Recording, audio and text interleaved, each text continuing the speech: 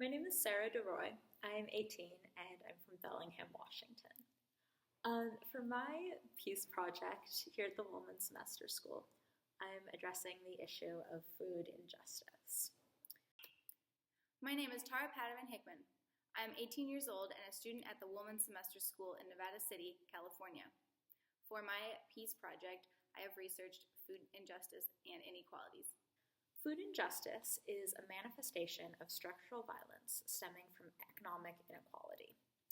Structural violence is where there's a set system in place that directly oppresses people. We know that eating diets of refined, highly packaged food wreaks havoc on the planet's health as well as our own. One hallmark of structural violence is that it shortens the lifespans and quality of those whom it affects. When people cannot access the nourishing food they need to be healthy, they are victims of structural violence. We want to end cancer, obesity, and diabetes and restore the planet to a healthy and sustainable state, but none of this is possible when voting with your dollar is a privilege and only the affluent can access nutritious and sustainable food. If we want to live in a world where people are healthy and our systems are not being depleted, we should care about equitable access to food. Currently, the USDA estimates that 13.6 million people in the U.S. have low access to grocery stores. Children growing up in food deserts are deprived of nutrients that are crucial to healthy development, predisposing them to a lifetime of health problems. Food deserts are generally in rural areas or low-income neighborhoods. Many areas where housing is cheaper have primarily people of color, meaning that food injustice and insecurity disproportionately affect minorities.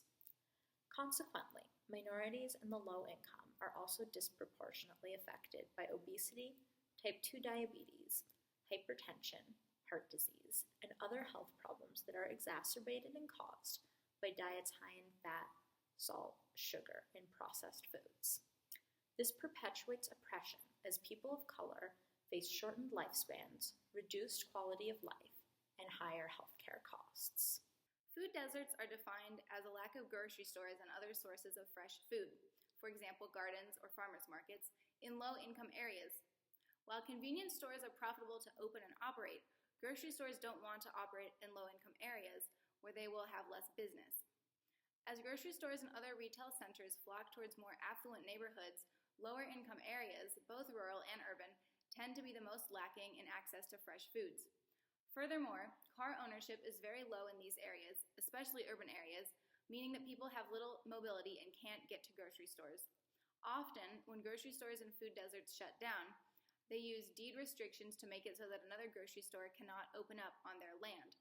They do this so that grocery stores cannot charge prices lower than theirs, prices that would be competitive and take business away from them. Homes in urban food deserts usually have little to no yards, meaning that growing food is also not possible.